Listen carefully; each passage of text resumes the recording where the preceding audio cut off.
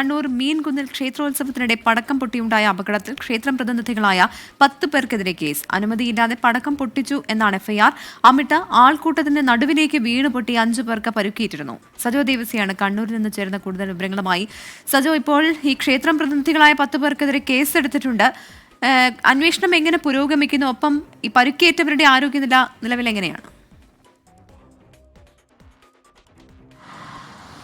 പ്രവിത, ഇന്ന് പുലർച്ചെയാണ് കണ്ണൂർ അഴീക്കോട് മീൻകുന്ന് മുച്ചിരിയൻ ക്ഷേത്രത്തിൽ അല്ലെങ്കിൽ കാവിൽ തെയ്യ ഉത്സവത്തിൻ്റെ നടക്കുന്നതിനിടെ അമിട്ട് ദിശ തെറ്റി ആൾക്കൂട്ടത്തിന് നടുവിലേക്ക്, അതായത് ഭക്തജനങ്ങളുടെ നടുവിലേക്ക് വീണ് 5 പേർക്ക് പരിക്ക് പറ്റുന്ന സാഹചര്യം ഉണ്ടായത്. ഒരാളുടെ നില, അതിൽ 3 പേർക്കാണ് സാരമായി പരിക്കേറ്റത്.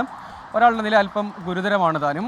ഈ സംഭവത്തിൽ, അതായത് ഈ തെയ്യ ഉത്സവങ്ങളുടെ ഭാഗമായി പൊതുവെ വടക്കൻ മലബാറിൽ, പ്രത്യേകിച്ച് കണ്ണൂരിൽ വെടിമരുന്ന് പ്രയോഗമോ അങ്ങനെയുള്ള ആകാശവിസ്മയമോ അത്തരം കാര്യങ്ങളൊന്നുമില്ല. പക്ഷേ അവിടെ ഈ അമിട്ട് അല്ലെങ്കിൽ ചൈനീസ് പടക്കങ്ങളൊക്കെ പൊട്ടിക്കുന്ന സാഹചര്യമുണ്ട്. അവിടെ ഈ ബപ്പിരിയൻ തെയ്യം ഇറങ്ങുന്നതിന് തൊട്ട് മുൻപ്, അതായത് ഈ തെങ്ങിൽ കയറുന്ന തെയ്യമാണ്, അങ്ങനെയുള്ള സവിശേഷമായ ആചാരമുള്ള പ്രദേശമാണ്. പുലർച്ചയോടുകൂടിയാണ് ഇക്കാര്യം. ആ സമയത്തും ധാരാളം ആളുകളുണ്ട്. കുറച്ച് മാറി, അതുകൊണ്ട് ഒരു 200 മീറ്റർ മാറിയാണ് ഈ പടക്കത്തിന് തീ കൊടുത്തത്. അത് മുകളിൽ പോയാണ് പൊട്ടേണ്ടിയിരുന്നത്. പക്ഷേ പൊട്ടാതെ താഴേക്ക് പതിക്കുകയും ആൾക്കൂട്ടത്തിന് നടുവിലേക്ക് വീഴുകയുമാണ് ചെയ്തത്. അതിൽ ക്ഷേത്രം ഭാരവാഹികൾ വിശദീകരിക്കുന്നത്, ഈ തെയ്യ ഉത്സവത്തിൻ്റെ ഭാഗമായി എന്തെങ്കിലും തരത്തിലുള്ള വലിയ തോതിലുള്ള വെടിക്കെട്ടും മറ്റും നടത്താറില്ല. അതേസമയം മറ്റു ചില ആളുകൾ, അവിടെ എത്തുന്ന ഭക്തജനങ്ങളെ പ്രതിനിധീകരിക്കുന്ന ആളുകളൊക്കെ ചിലപ്പോൾ ഇങ്ങനെ പടക്കം പൊട്ടിക്കാറുണ്ട്. അങ്ങനെ സംഭവിച്ചതാണ് എന്നാണ് അവരും വിശദീകരിക്കുന്നത്. യഥാർത്ഥത്തിൽ അവിടെ വലിയ വെടിക്കെട്ട് നടന്നിട്ടുമില്ല. പക്ഷേ ഈ കാര്യത്തിൽ പോലീസ് പറയുന്നത്, അങ്ങനെ ഈ ഉത്സവത്തിൻ്റെ ഭാഗമായ കാര്യങ്ങൾക്ക് മൈക്ക് പെർമിഷൻ അങ്ങനെയുള്ള കാര്യങ്ങൾ ഉണ്ടാകും.